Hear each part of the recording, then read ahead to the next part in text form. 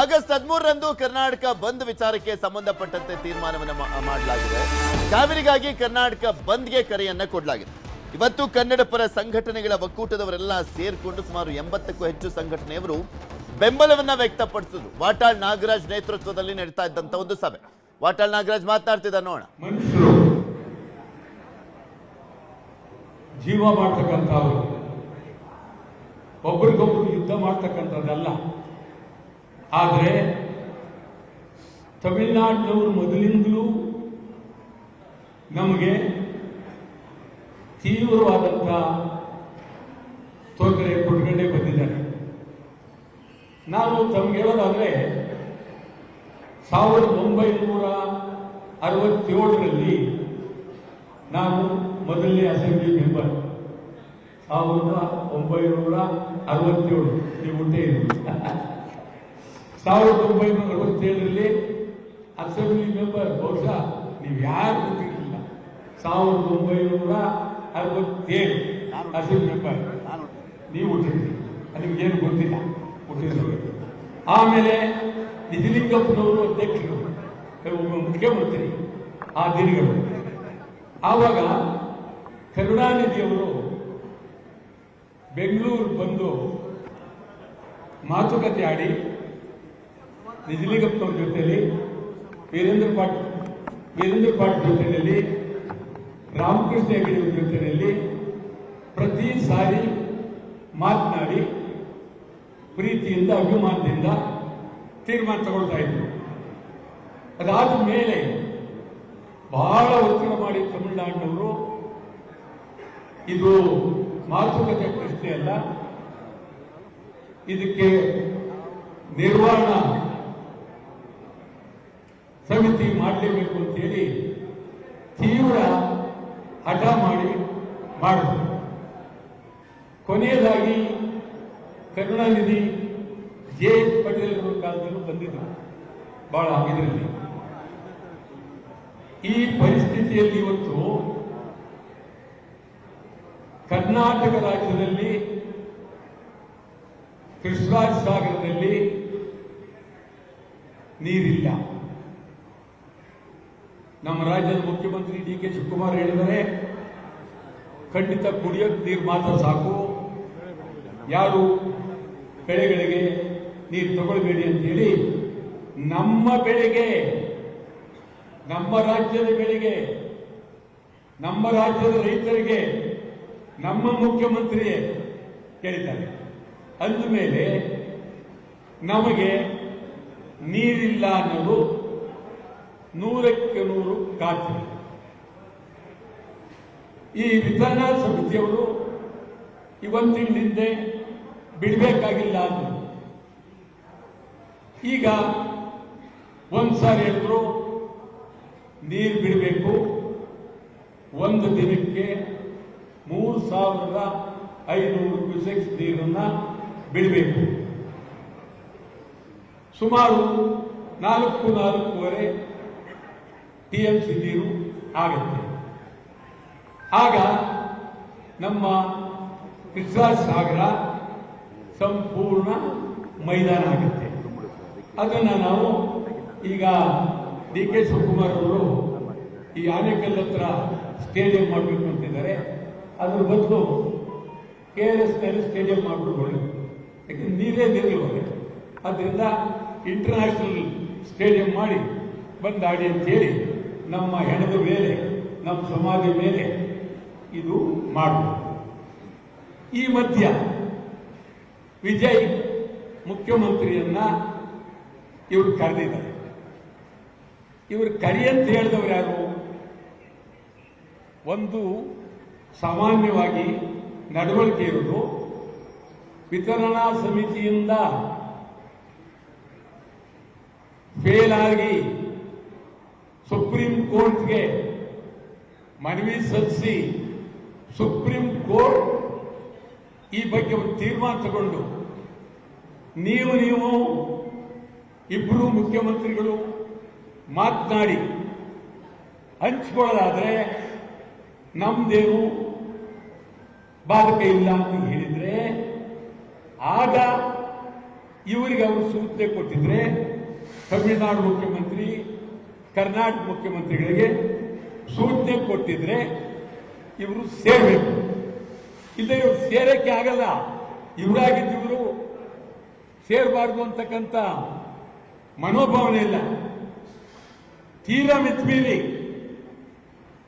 ಆ ನ್ಯಾಯಾಲಯ ಸಮಿತಿ ಏನಾರೇ ಹೇಳ್ಕೊಳ್ಳಿ, ಸುಪ್ರೀಂ ಕೋರ್ಟ್ ಮುಂದೆ ಏನಾರೇ ಹೇಳಿ, ನಾವಿಬ್ರು ಹೀರೋಗಳಾಗೋಣ ಅಂತ ಹೇಳಿ ಒಟ್ಟಿಗೆ ತೀರ್ಮಾನ ಮಾಡಿಬಿಟ್ಟು ಅವರು ನಮಗೆ ನೀರು, ಈಗ ಸದ್ಯ ನೀವೇ ತೊಂದರೆಲಿದ್ದೀರಿ, ಆದ್ರಿಂದ ನಮಗೆ ನೀರು ಬಿಡಬೇಡಿ ಅಂತ ಹೇಳಿದ್ರೆ ಸಂತೋಷ. ಅವು ಹೇಳಿದ್ರೆ ಅಂತ ನಾವು ಹೇಳೋದು, ಹೇಳ್ತಾ ಇರುತ್ತೆ ಯಾರು ಗೊತ್ತು ಇಲ್ಲ. ಈ ದೃಷ್ಟಿಯಲ್ಲಿ ಇದುವರೆಗೂ ಅಜೆಂಡಾ ಇರಲಿಲ್ಲ. ಏನು ತಮಿಳುನಾಡು ಮುಖ್ಯಮಂತ್ರಿ ನೀವು ಏನಂತ ಮಾತಾಡ್ತಾ ಇದ್ದೀರಿ? ಅಜೆಂಡಾ ಏನು ಇರಲಿಲ್ಲ. ವಿರೋಧ ಪಕ್ಷಗಳ ಸಭೆಯನ್ನು ಕರೆದಿದ್ದೀವಿ.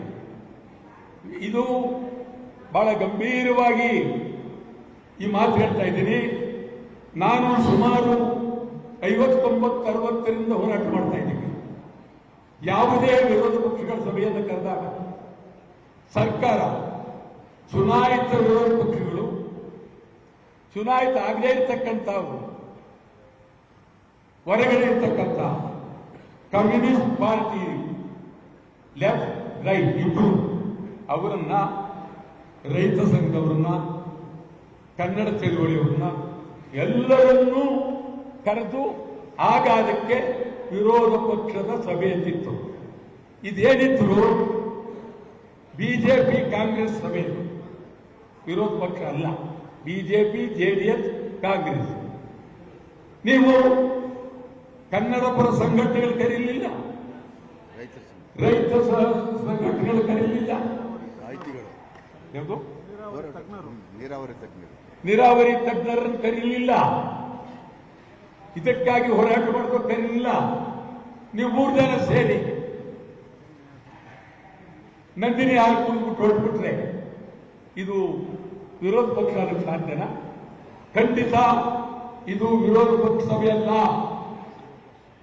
ಸರ್ಕಾರಕ್ಕೆ ಕೇಳ್ತಾ ಇದ್ದೀನಿ, ನೀವು ಹೊರಗಡೆ ಇರ್ತಕ್ಕಂಥ ಎಲ್ಲ ಕನ್ನಡ ಪರ ಸಂಘಟನೆಗಳ ಮುಖಂಡರುಗಳು, ರೈತರು, Aam Aadmi party, communist party 2 ಮತ್ತು ಸಾರಿಗೆ ಸಂಸ್ಥೆ, ಈ ತರ ಅನೇಕ ಹೋರಾಟಗಳು ಅವರೇನು ಬಂದರೆ ನಿಮ್ಗೇನ್ ಮಾಡಿ ಕೇಳ್ತಾ ಇದ್ರು ನಿಮ್ ಸಮಸ್ಯೆ ಏನು ಅಂತೇಳಿ.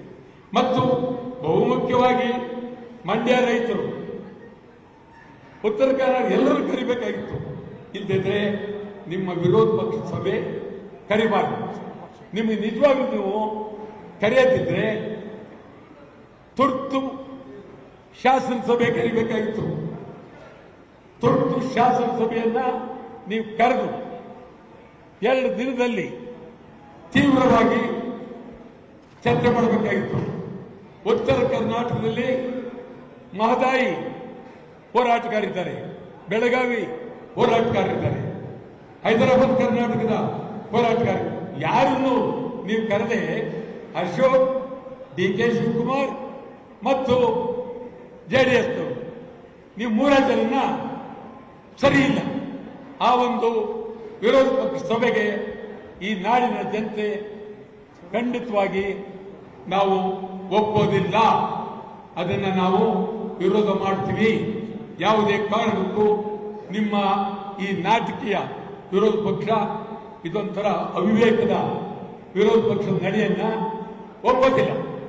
ನೀವು ಮುಖ್ಯಮಂತ್ರಿಗಳಾದವರು ಬಹಳ ಗಂಭೀರ, ಹೊರಗಿನೋಡು ಕರಿಬಾರ್ದು, ಅವ್ರು ಗಲಾಟೆ ಮಾಡಿಬಿಡ್ತಾರೆ, ಕೂಗಾಡ್ತಾರೆ, ಯಾಕೆ ಅವ್ರನ್ನ ಕರಿಬೇಕು? ಈ ಧೋರಣೆಯಿಂದ ನೀವು ಪಂಜರದೊಳಗೆ ವಿರೋಧ ಪಕ್ಷ ಸಭೆ ಕರೀತಕ್ಕಂಥದ್ದನ್ನ ಸಮಗ್ರವಾಗಿ ಕನ್ನಡ ಒಕ್ಕೂಟ ನಾವು ತೀವ್ರವಾಗಿ ವಿರೋಧ ಮಾಡ್ತೇವೆ. ಮತ್ತು ವಿಜಯ್ ಬರೋ ದಿವಸ ಆವತ್ತು ನಮಗೆ ಕರೆದಿಲ್ಲ. ಇವರಿಬ್ಬರು ಎಲ್ಲಿ ಹೇಗೆ ಗೋಪ್ಯವಾಗಿ ಮಾತಾಡ್ತಾರ, ಬರೀ ಕಿವಿ ಮಾತಾಡ್ತಾರ ಅಥವಾ ಏನ್ ಮಾತಾ ನಮ್ಗೇನ್ ಗೊತ್ತಿಲ್ಲ. ಅದಕ್ಕೂ ನಮ್ಮನ್ನು ಕರೆದಿಲ್ಲ. ನಾನು ಹೇಳ್ತಾ ಇದ್ದೀವಿ ಇವತ್ತು ಇಡೀ ನಮ್ಮ ಒಕ್ಕೂಟದ ಎಲ್ಲರೂ, ಇಡೀ ಕರ್ನಾಟಕದ ಜನ, ತಮಿಳುನಾಡು ಮುಖ್ಯಮಂತ್ರಿ ಕರ್ನಾಟಕ ಬರೋಕ್ಕೂ ಮುಂಚೆ ತಮಿಳುನಾಡಿನಲ್ಲಿ ನಾವು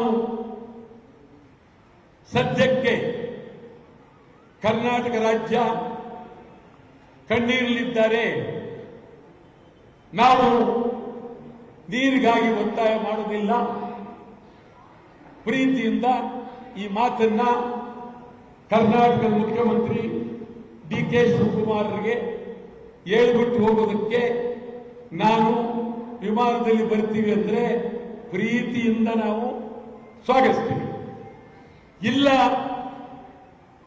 ಏರ್ಪೋರ್ಟ್ ವಿಮಾನ ನಿಲ್ದಾಣ ಮುತ್ತಿಗೆ 3ನೇ ತಾರೀಕು ಯಾವ ಕಾರಣಕ್ಕೂ ವಿಜಯ್ ಅವ್ರ ಬಗ್ಗೆ ನನಗೆ ಒಳ್ಳೆ ಗೌರವ ಇದೆ, ಒಳ್ಳೆ ವ್ಯಕ್ತಿ. ಆದರೆ ಈ ವಿಚಾರದಲ್ಲಿ ಬರೋದಾದರೆ ನೀರು ಬೇಡ ಅಂತ ಹೇಳಿ ತಮಿಳುನಾಡಿನಲ್ಲಿ ತೀರ್ಮಾನ ಮಾಡಿ ಕರ್ನಾಟಕ ಬರಲಿ, ನಮ್ದೇನೆ ಬೆತ್ತಿಲ್ಲ. ಏನೂ ಇಲ್ಲದೆ ನಾವಿಲ್ಲಿ ನೋವಿನಲ್ಲಿರುವಾಗ, ಸಮಾಧಿಯ ಮುಂದೆ ಅಳ್ತಾ ಇರುವಾಗ ಏನ್ ಬರೋದು? ನೀವು ಬರಬೇಡಿ. ಬರೋದಾದ್ರೆ ನೀವು ತೀರ್ಮಾನ ಮಾಡಿ ನಮಗೆ ನೀವು ತೊಂದರೆಲಿದ್ದಿರಲಿ, ನಾವು ನೀರು ಬಿಡೋದು ಬೇಕಾಗಿಲ್ಲ, ಮುಂದೆ ನೀವು ಬಿಡೋರಿ. ಇದೇ ರೀತಿ ಇನ್ನು ಮುಂದೆ ಮಾತುಕತೆನೇ ಆಡ್ಕೊಂಡು ಹೋಗೋಣ ಅಂತ ತೀರ್ಮಾನ ಬಂದ್ರೆ ವಿಜಯ್ ನಿಜವಾಗ್ಲೂ ಇದೊಂದು ಆದರ್ಶ ಆಗುತ್ತೆ. ಅದನ್ನು ಬಿಟ್ಟು ಏನೂ ಮಾತಾಡದೆ ಬೆಂಗಳೂರು ಬರೋದಾದ್ರೆ ಬೇಕಾಗಿಲ್ಲ, ನಿಮ್ಮ ಬರುವಿಕೆ ಬೇಕಾಗಿಲ್ಲ. ಇಡೀ ಸಮಗ್ರ ನಾಡಿನ ಕರ್ನಾಟಕದ ಸಮಗ್ರ ಕನ್ನಡಿಗರು ಕೆಂಪೇಗೌಡ ವಿಮಾನ ನಿಲ್ದಾಣವನ್ನ ಮುತ್ತಿಗೆ ಹಾಕ್ತೀವಿ. ಇದು ಭದ್ರ ಎಚ್ಚರಿಕೆ ಕೊಡ್ತಾ ಇದ್ವಿ.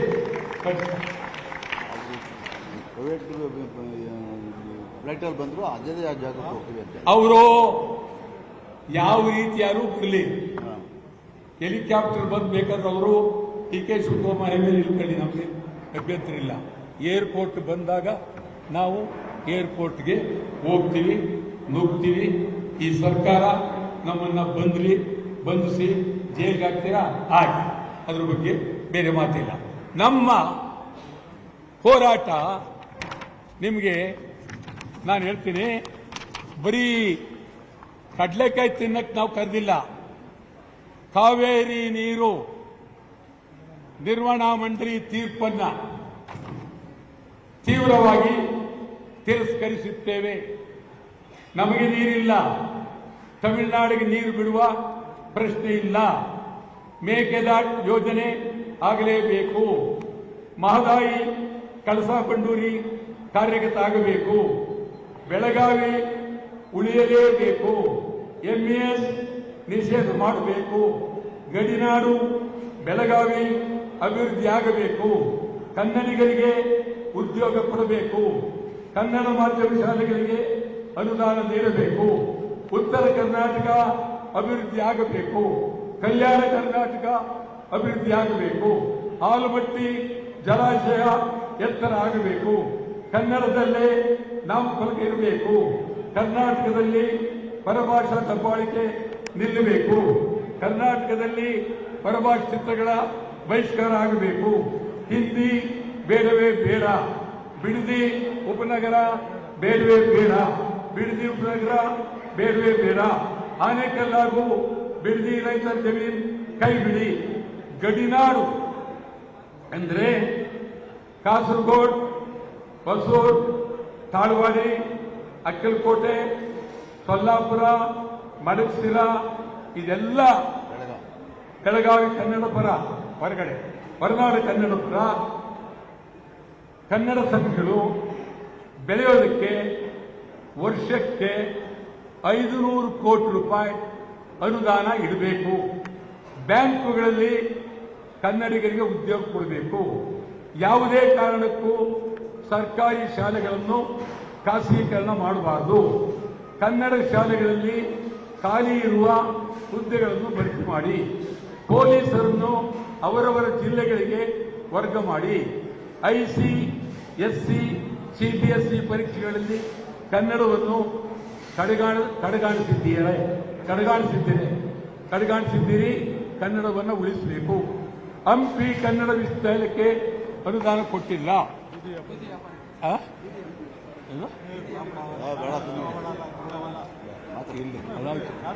ಇದು ನಮ್ಮ ನಾಡಿನ ಜನತೆಗೆ ಸಮಗ್ರ ಕನ್ನಡಿಗರಿಗೆ ಹೇಳ್ತೀನಿ. ವಟಾಳ್ ನಾಗರಾಜ್ ಅವರು ಪ್ರತಿ ಸಾರಿನೂ ಬಂದು ಕರೆದು ಕೊಡ್ತಾರೆ. ಬಾಯಿ ಚಪ್ಪಲಿಕ್ಕೆ ಏನು ನನ್ನ ಹೋರಾಟದ ಬಗ್ಗೆ ಯಾರಿಗಾದ್ರೂ ಹಿನ್ನೆಲೆ ಇದ್ದರೆ ಎಂತೆಂಥವರು, KC ರೆಡ್ಡಿಯವರು, ಹನುಮಂತಯ್ಯರು, ನಿಜಲಿಂಗಪ್ಪನವರು, ಎಂತೆಂಥವರು ನನ್ನನ್ನು ಗೌರವ ಪ್ರೀತಿಯಿಂದ ನೋಡಿದರೆ. ಈಗ ಕೆಲವರು ಚಪಲ ಅಂತಾರಲ್ಲ, ಹೇಗೆ ಚಪಲ ಅಂದ್ರೆ ಏನು ಶಿವಕುಮಾರ್? ಚಟ ಅಂದ್ರೆ ಏನು? ಅಭ್ಯಾಸ ಅಂದ್ರೆ ಏನು? ಆಯ್ತಾ? ಈ ತರ ಮಾಡು. ನಾನು ಹೇಳ್ತೀನಿ, ಚಟ ಅಲ್ಲ, ನಿಜ. ನನಗೆ 67ರಲ್ಲಿ ನಿಜಲಿಂಗಪ್ಪನವರು ಡೆಪ್ಟಿ ಮಿನಿಸ್ಟರ್ ಮಾಡ್ತೀವಿ ಅಂದ್ರು. ಆಗಲೇ ನನಗೆ 25 ವರ್ಷ. ನಾನು ಒಳಗಡೆ ಅಸೆಂಬ್ಲಿ ಮೆಂಬರು. ತಮಗೆ ಹೇಳ್ತೀನಿ, ನಾನು ಬಂದ 25ನೇ ವರ್ಷದಲ್ಲಿ PV ಗಿರಿ ರಾಜ್ಯಪಾಲರು, ಕೋಡಿಹಳ್ಳಿ PV ಗಿರಿ ರಾಜ್ಯಪಾಲರು ಜಂಟಿ ಅಧಿವೇಶನ, ನಾನು ಒಳಗಡೆ ನಿಜಲಿಂಗಪ್ಪನವರ ಸರ್ಕಾರವನ್ನ ವಜಾ ಮಾಡಬೇಕು ಅಂತೇಳಿ ಆಗ 25 ವರ್ಷ ನಾನು ಆಗಲೇ ಕೂಗಿದೆ. ನಿಜಲಿಂಗಪ್ಪನವರು ಹೊರಗಡೆ ಬಂದು ನನ್ನ ವಿರುದ್ಧ ಕೂಗಿದ್ರು ಚಿಂತೆ ಇಲ್ಲ, ಈ ಧೈರ್ಯಕ್ಕೆ ಒಪ್ಪೆ ಅಂತ ಹೇಳ್ಬಿಟ್ಟು ಶಬಾಷಿಗೆ ಕೊಟ್ಟರು. ಅವತ್ತು ನಾನೇನಾದರೂ ಉಪ ಮಂತ್ರಿಗೆ ಒಪ್ಪಿದರೆ, ನೀವು ಒಪ್ಪೋದು ವಿಚಾರ ಬೇರೆ, ನಾನು ಮುಖ್ಯಮಂತ್ರಿ ಆಗ್ತಿದ್ದೆ. ಈಗಲೂ 2028ಕ್ಕೆ ನಾನು ಮುಖ್ಯಮಂತ್ರಿ ಆಗ್ತೀನಿ. ಅದರಲ್ಲೇನು ನೀವು ಯಾರು ಅನುಮಾನಕ್ಕೆ ಹೋಗಬೇಕು. 2028ಕ್ಕೆ ನಾನೇ ಮುಖ್ಯಮಂತ್ರಿ, ಗೋವಿಂದು ಮಂತ್ರಿ, ಶಿವರಾಮೇಗೌಡರು ಮಂತ್ರಿ, ಆ ಕಡೆ ಕುಮಾರ್ ಮಂತ್ರಿ, KR ನಮ್ಮ ಪ್ರವೀಣ್ ಕುಮಾರ್ ಶೆಟ್ಟಿ ಮಂತ್ರಿ, ಮತ್ತು ಮಂಜುರಾಜ್. ಏನ್ ನಗ್ತೀರ ನೀವು? ನಾನೇನು ಆಶ್ರಯ ಕೇಳ್ತಾ ಇದ್ದೀನ? ನಾನು ಯಾರೋ ತಿಳ್ಕೊಂಡಿದ್ದೀನಿ, ನೀವು ಕಡ್ಲೆಕಾಯ್ತನ್ನು ತಿಳ್ಕೊಂಡಿದ್ದೀರ? ರೈತ ಸಂಘದ ಪರವಾಗಿ ಅವ್ರು ಒಪ್ಪೋದಾದ್ರೆ ಮಾತುಕತೆ ಆಡಿ ಅವ್ರು ತಗೊಳ್ತೀವಿ. ಇಲ್ಲಿವರೆಗೆ ಇರ್ತೀವಿ, ಅವ್ರು ಒಪ್ಪಿಸ್ತೀವಿ ಅವರು. ಆದ್ರಿಂದ ನಾವು ಒಂದು ಚಿಕ್ಕ ಬ್ರೇಕ್ ಆದ್ಮೇಲೆ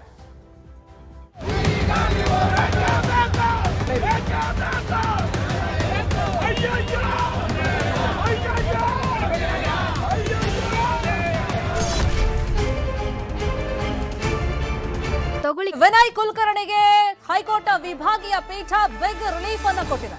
ಹೈಕೋರ್ಟ್ ಇಂದ ಮಧ್ಯಂತರ ಜಾಮೀನನ್ನ ಮಂಜೂರು ಮಾಡಲಾಗಿದೆ. ಈ ಹಿಂದೆ ಏಪ್ರಿಲ್ನಲ್ಲಿ ಜೀವಾವಧಿ ಶಿಕ್ಷೆಗೆ ಗುರಿಯಾಗಿದ್ರು ವಿನಯ್ ಕುಲಕರ್ಣಿ. 2016ರಲ್ಲಿ ಏಪ್ರಿಲ್ನಲ್ಲಿ ಜಿಮ್ನಲ್ಲಿ ಯೋಗೇಶ್ ಗೌಡ ಹತ್ಯೆ ಪ್ರಕರಣ ಸಂಬಂಧ CBI ಚಾರ್ಜ್ ಶೀಟ್ ಅನ್ನ ಸಲ್ಲಿಕೆ ಮಾಡಿತ್ತು. ಅದರಲ್ಲಿ ಪ್ರಮುಖ ಆರೋಪಿ ಶಾಸಕರಾಗಿದ್ದಂತ ಆ ಸಂದರ್ಭದಲ್ಲಿ ವಿನಯ್ ಕುಲಕರ್ಣಿ ಅಂತ ಹೇಳಿ ಉಲ್ಲೇಖವನ್ನ ಮಾಡಲಾಗಿತ್ತು. ಇದೇ ಆಧಾರದ ಮೇಲೆ ಹೈಕೋರ್ಟ್ ಅವರಿಗೆ ಜೀವಾವಧಿ ಶಿಕ್ಷೆಯನ್ನ ವಿಧಿಸಿತ್ತು. ಆದ್ರೆ ಈ ದೋಷಿ ಅನ್ನೋದಕ್ಕೂ ಕೂಡ ಸದ್ಯಕ್ಕೆ ಹೈಕೋರ್ಟ್ ತಡೆಯಾಜ್ಞೆಯನ್ನ ಕೊಟ್ಟಿದೆ ಇವತ್ತಿನ ಆದೇಶದಲ್ಲಿ, ತೀರ್ಪಿನಲ್ಲಿ. ಮತ್ತೆ ಮಧ್ಯಂತರ ಜಾಮೀನನ್ನು ಕೂಡ ಕರುಣಿಸಲಾಗಿದೆ. ವಿನಯ್ ಕುಲಕರ್ಣಿ ಸೇರಿದಂಗೆ 4 ಮಧ್ಯಂತರ ಜಾಮೀನು ಸಿಕ್ಕಿದೆ. ಚಂದ್ರಶೇಖರ್ ಇಂಡಿ, ದಿನೇಶ್ ಚನ್ನಕೇಶವ ಟಿಂಗಲಿಕರ್ ಸೆಷನ್ಸ್ ಕೋರ್ಟ್ ಅಲ್ಲಿ ಜಾಮೀನು ಪ್ರಕ್ರಿಯೆಯನ್ನ ಪೂರ್ಣಗೊಳಿಸಬೇಕಾಗುತ್ತೆ. ಇಬ್ಬರು ವ್ಯಕ್ತಿಗಳ ಶ್ಯೂರಿಟಿ 5 ಲಕ್ಷ ಬಾಂಡ್, ಅಂದ್ರೆ ನಮ್ಮ ಭಾರತ ದೇಶವನ್ನ ಬಿಟ್ಟು ಹೋಗಬಾರದು ಅನ್ನೋ ಷರತ್ತುಗಳನ್ನ ಉಲ್ಲೇಖ ಮಾಡಲಾಗಿದೆ. ನ್ಯಾಯಮೂರ್ತಿಗಳಾಗಿರುವಂತಹ ಬಸವರಾಜ್ ಹಾಗೇನೆ ಮೊಹಮ್ಮದ್ ನವಾಜ್ ಅವರ ವಿಭಾಗೀಯ ಪೀಠದಿಂದ ಈ ಮಹತ್ವದ ಆದೇಶ ಹೊರಬಿದ್ದಿದೆ. ಇನ್ನು ವಿನಯ್ ಕುಲಕರ್ಣಿ ಪರವಾಗಿ ವಾದವನ್ನ ಮಾಡಿದ್ದು ಖ್ಯಾತ ವಕೀಲ, ಹಿರಿಯ ವಕೀಲ CV ನಾಗೇಶ್ ಅವರು. ಜೀವಾವಧಿ ಶಿಕ್ಷೆಯನ್ನ ಅಮಾನತಿನಲ್ಲಿ ಇಟ್ಟು ಮಧ್ಯಂತರ ಜಾಮೀನನ್ನ ವಿನಯ್ ಕುಲಕರ್ಣಿಗೆ ಕರುಣಿಸಲಾಗಿದೆ. ಈಗ ಶಾಸಕ ಸ್ಥಾನಕ್ಕೆ ಮತ್ತೆ ಜೀವ ಬಂದಂತ ಆಗುತ್ತೆ. ಕಳೆದ ಏಪ್ರಿಲ್ನಲ್ಲಿ ಜೀವಾವಧಿ ಶಿಕ್ಷೆಗೆ ಗುರಿಯಾಗಿದ್ರು ದೋಷಿ ಅಂತ ಹೇಳಿ ಯೋಗೇಶ್ ಗೌಡ ಕೊಲೆ ಪ್ರಕರಣದಲ್ಲಿ. ವಿನಯ್ ಕುಲಕರ್ಣಿ ಅವರ ಸೂಚನೆ ಅಂತೇನೆ ಈ ಕೊಲೆಯನ್ನ ಮಾಡಲಾಗಿತ್ತು ಅಂತ ಹೇಳಿ ಮಾಫಿ ಸಾಕ್ಷಿಗಳು ಕೂಡ ಕೋರ್ಟ್ ಮುಂಭಾಗದಲ್ಲಿ ಅಂದ್ರೆ ಕಟಕಟೆಯಲ್ಲಿ ಬಂದು ಸಾಕ್ಷಿಗಳನ್ನ ನುಡಿದಿದ್ರು. ಈ ಪ್ರಕರಣದಲ್ಲಿ A1 ಎಲ್ಲದನ್ನ ಪರಿಗಣಿಸಿ ವಿಚಾರಣೆಯನ್ನ ಮಾಡಿದ ಮೇಲೇನೆ ಕೋರ್ಟ್ ವಿನಯ್ ಕುಲಕರ್ಣಿ ಕಾವೇರಿ ನೀರನ್ನ ತಮಿಳುನಾಡಿಗೆ ಬಿಡಕ್ಕಾಗೋದಿಲ್ಲ ಅಂತ ಹೇಳಿ ಭಾರಿ ಹೋರಾಟ. ಮುಂದಿನ ತಿಂಗಳು 13ನೇ ತಾರೀಕು, ಮುಂದಿನ ತಿಂಗಳು 13ನೇ ತಾರೀಕು ಗುರುವಾರ, ಮುಂದಿನ ತಿಂಗಳು 13ನೇ ತಾರೀಕು ಬೆಳಗ್ಗೆ 6ರಿಂದ ಸಂಜೆ 6ರವರೆಗೆ ಅಖಂಡ ಕರ್ನಾಟಕ ಬಂದ್. ಬೆಳಗ್ಗೆ 6ರಿಂದ ಸಂಜೆ 6ರವರೆಗೆ ಅಖಂಡ ಕರ್ನಾಟಕ ಬಂದ್. ಕರ್ನಾಟಕ ರಾಜ್ಯದ ಪ್ರತಿಯೊಬ್ಬ ಕನ್ನಡಿಗರು ಕೈ ಮುಗಿದು ಕೇಳ್ತೇನೆ, ಯಾರು ಇದಕ್ಕೆ ವಿರೋಧ ಮಾಡಬೇಡಿ, ನೈತಿಕ ಬೆಂಬಲ ಅಂತ ಹೇಳಬೇಡಿ. ನಾನು ಎಲ್ಲರನ್ನೂ ಅಭಿಮಾನದಿಂದ ಪ್ರೀತಿಯಿಂದ ಕೇಳ್ತಾ ಇದ್ದೇನೆ. 13ನೇ ತಾರೀಕು ಐತಿಹಾಸಿಕವಾದಂಥ ದಿನ. 6ರಿಂದ ಸಂಜೆ 6ರವರೆಗೆ ಆಸ್ಪತ್ರೆಗಳು ಅವಕ್ಕೆಲ್ಲ ಇಡೀ ಕರ್ನಾಟಕ ರಾಜ್ಯಾದ್ಯಂತ ಬೆಳಗಾವಿಯಿಂದ ಚಾಮರಾಜನಗರದವರೆಗೆ, ಮಂಗಳೂರಿನಿಂದ ಕೋಲಾರದವರೆಗೆ ಸಮಗ್ರ ಕರ್ನಾಟಕ ಬಂದ್. ಎಲ್ಲ ರೈತ ಬಾಂಧವರು ಭಾಗವಹಿಸಬೇಕು. ಇಡೀ ರೈತ ಬಾಂಧವರು ಭಾಗವಹಿಸಿ. ನಿಮಗಾಗಿ, ಕನ್ನಡಿಗರಿಗಾಗಿ ಬೆಂಗಳೂರಿನ ಜನ ಕುಡಿಯೋ ನೀರು ತಮಿಳುನಾಡಿಗೆ ಹೋದ್ರೆ ಕುಡಿಯೋ ನೀರು ಬಹಳ ತೊಂದರೆ. ಈಗಾಗಲೇ ಚಲನಚಿತ್ರ ವಾಣಿಜ್ಯ ಮಂಡಳಿ ಸಂಪೂರ್ಣ ಬೆಂಬಲವನ್ನು ಘೋಷಿಸಿದ್ದಾರೆ. ಅಧ್ಯಕ್ಷರಾದಂಥ ಜಯಮಾಲ ಅವರು.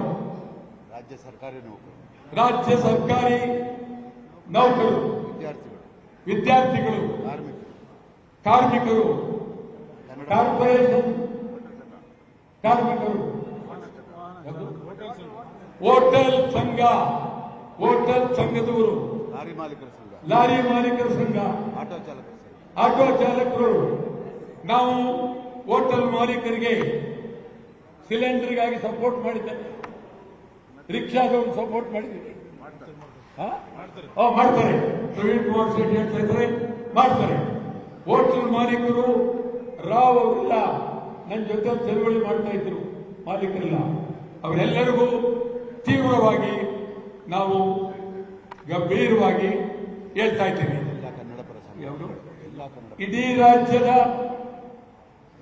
ಎಲ್ಲ ಕನ್ನಡಪರ ಸಂಘಟನೆಗಳು, ಮಹಿಳಾ ಸಂಘಟನೆಗಳು, ಶಕ ಇನ್ನೇನು ಎಲ್ಲರೂ ರೈತ ಸಂಘಟನೆ ಕೇಳಿದ್ವಲ್ಲ, ಇನ್ನೇನು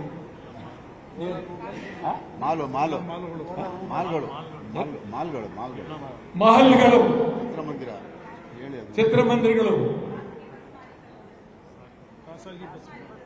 ಅವರು ಖಾಸಗಿ ಬಸ್ ಮಾಲೀಕರ ಜೊತೆಲಿ ಮಾತಾಡ್ತೀವಿ. ಲಾರಿ ಮಾಲೀಕರು, ಖಾಸಗಿ ನಟರಾಜ್ ಅವ್ರ ಮಾತಾಡ್ತೀವಿ. ಬಹುಶಃ ಎಲ್ಲರೂ ಬೆಂಗಳೂರು ಆಯ್ತಾ. ಓಲಾ, ಊಬರ್ ಎಲ್ಲ ಅವತ್ತು ನನ್ನ ಪ್ರಕಾರ ವಿಮಾನಗಳು ನಿಲ್ಲಬೇಕು, ಓಡಾಡಬಾರ್ದು. ಯಾವ ಪ್ರಯಾಣಿಕರು ವಿಮಾನ ನಿಲ್ದಾಣಕ್ಕೆ ಹೋಗ್ಬಾರ್ದು. ಅವ್ರು ಕೊನೆ ಬರ್ತೀನಿ ಮೊದಲೇ ಬಿಡ್ತಾರೆ. BMTC ಕೇಸ್ ಚೆನ್ನೈ ಅವ್ರು ಕೊಟ್ಟಿದ್ದಾರೆ. ಸರ್ಕಾರಿ ನೌಕರರು, ಸರ್ಕಾರಿ ಚಾಲಕರ ಸಂಘ, ಸಾರಿಗೆ ಚಾಲಕರ ಸಂಘ ಮತ್ತು ಅನಂತ ಸುಬ್ರಹ್ಮಣ್ಯ ಮಗಳು ಪಾಪ ಅವರಿದ್ದಾರೆ, ಅವ್ರ ಹತ್ರ ಮಾತಾಡ್ತೀವಿ, ಒಪ್ಕೊಳ್ತಾರೆ, ಅದರಲ್ಲೇನು ಅನುಮಾನ ಇಲ್ಲ. ಮತ್ತು ಎಲ್ಲಕ್ಕಿಂತ ಹೆಚ್ಚಾಗಿ ಈ ಬಂದು ಆಗ್ಬೇಕಾದ್ರೆ ನೀವೇ ಕಾರಣ. ಬಂದ್ ಅಂತ ಕೊಟ್ಟು ಯಾರು ಬೆಂಬಲ ಇಲ್ಲ, ಯಾರು ದಿನ ಕೊಟ್ಟು ಜನಕ್ಕೆ ನೀವೇ ಬಂದ್ ಮಾಡೋದು. ಆದ್ದರಿಂದ ನಾನು ಬಹಳ ಅತ್ಯಂತ ಗಂಭೀರವಾಗಿ ಪವಿತ್ರ ಅವರು ಸೇರಿದಂತೆ ಎಲ್ಲರನ್ನ ನಾನು ಅವರ ಮಹಿಳಾ ಪತ್ರಕರ್ತರನ್ನ ಬಹಳ ಅತ್ಯಂತ ಗೌರವವಾಗಿ ನಾನು ಕೇಳ್ತೀನಿ, ನೀವೆಲ್ಲರೂ ಸಂಪೂರ್ಣ ಈ ಪುರುಷರಲ್ಲಿ ಯಾರಿದ್ದಾರಮ್ಮ ಅವನ್ನೆಲ್ಲೋ ತಂದರು ಜೈ ಕಿರಣ್ ಯಾರು ಸರಿ, ನಿಮ್ಮಲ್ಲಿ ನಿಮ್ಮೆಲ್ಲರಿಗೂ ನಾನು ಅಭಿನಂದನೆ ಸಲ್ಲಿಸಿ ನೀವೆಲ್ಲರೂ ನಮಗೆ ಸಂಪೂರ್ಣವಾಗಿ ಬೆಂಬಲ ಕೊಡಬೇಕು. ಯಾವುದೇ ವಿಧವಾದಂಥ ಅಹಿತಕರವಾಗಿ ಬೈಯೋದಾಗಲಿ ಮಾಡೋದು ಹೋಗಬೇಡಿ. ಭಾರಿ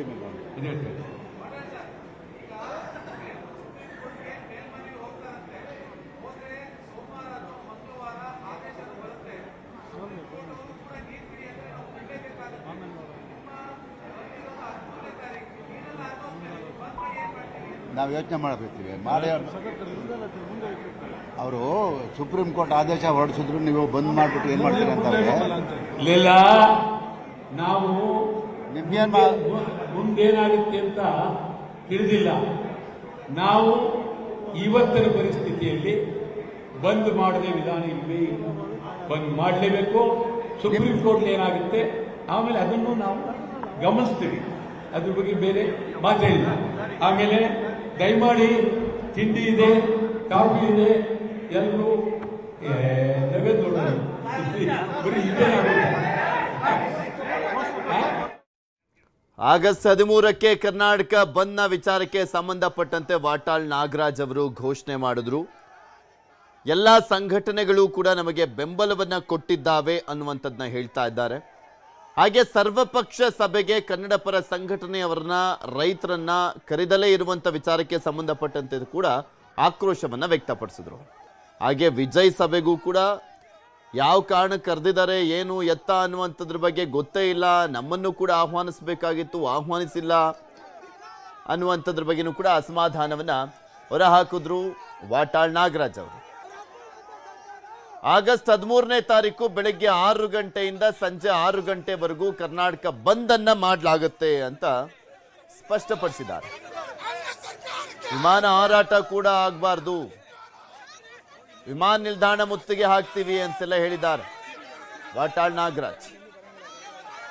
ಯಾವ್ಯಾವ ಸಂಘಟನೆಗಳು ಬೆಂಬಲ ಕೊಟ್ಟಿದ್ದಾವೆ ಅನ್ನುವಂಥದ್ರ ಬಗ್ಗೆನೂ ಕೂಡ ಲಿಸ್ಟ್ ಅಲ್ಲಿ ಹೇಳ್ತಾ ಹೋದ್ರು.